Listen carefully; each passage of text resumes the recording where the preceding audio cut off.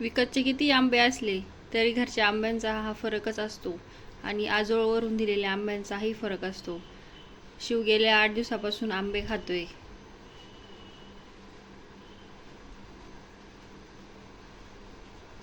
हे जे दिसत आहे हे गावठी आंबे आहेत.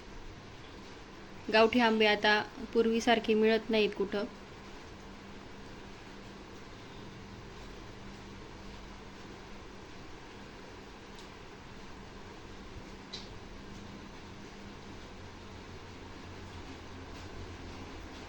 आमचे पुढचे 2 दात पडलेत, पण आम्हाला आंबा खाता येत नाही, तरी आम्ही जीव काढून आंबा खातोय.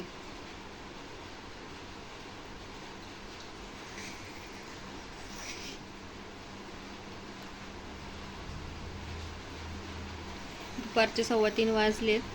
बाहेर पाऊस चालू आहे. शिवचा आत्ताच अभ्यास झालाय आणि शिव आंबे खात आहे.